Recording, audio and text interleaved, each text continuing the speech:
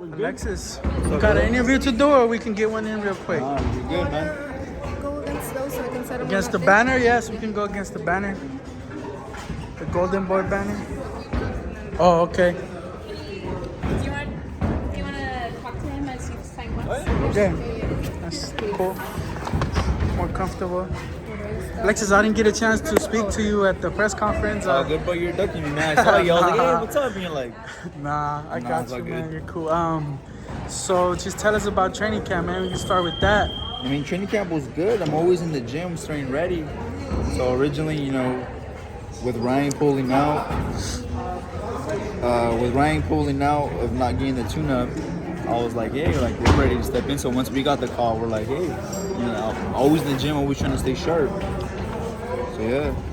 And you're also ready, but you're facing a new opponent now. Like what, a week out, I think, or the fight week? Out, my old opponent. Week. Yeah, he suffered an injury.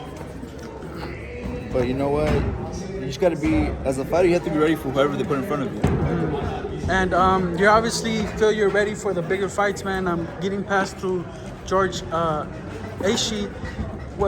How long do you think it takes before you get one of those fights, man? Those marquee names at 147. I think my next fight, but like I said, all that has to wait. I just have to focus on myself and on my fight, January 28th. Yeah, and if you could choose, obviously, the name in the division, man, that one fight, who would it be? Who would you choose? Whoever has the belt. That's who I want to fight.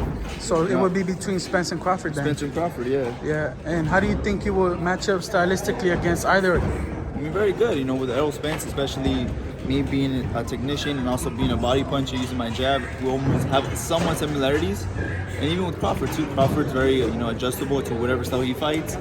I'm ready to be, I'm ready for any of those fights. Spence could be leaving the division, man. It looks like he is going to go through with the fight against Thurman at 154. Yeah. So that will leave Crawford, that will leave Virgil Ortiz, but him moving up to 154 to fight Thurman, how would you see that fight playing out? Who knows? I mean, Thurman's no gatekeeper. He's a tough guy. He's coming in to rip your head off. So see how he does.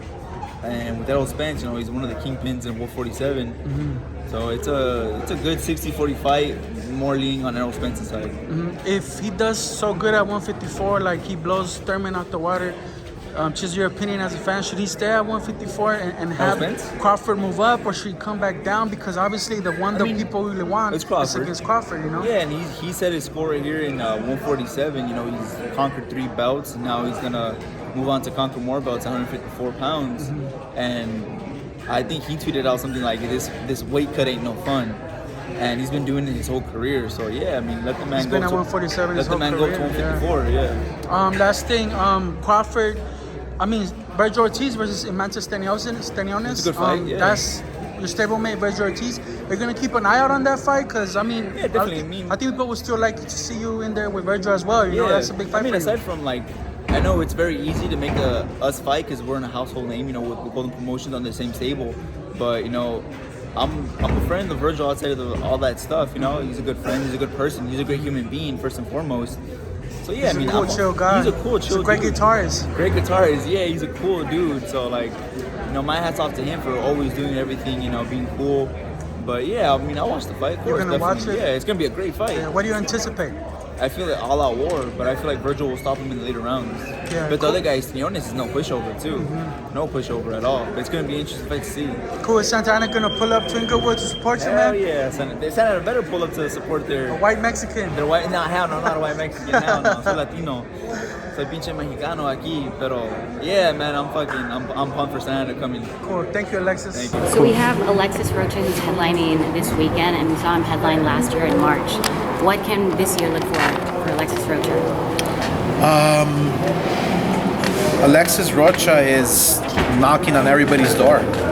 He's ready for a world title. If he chooses to take the Crawford path, because he's next in line, then we probably will make it, because we believe in him. It all depends on him. It all depends on how he looks and performs Saturday night. So this Saturday will be very important. Saturday will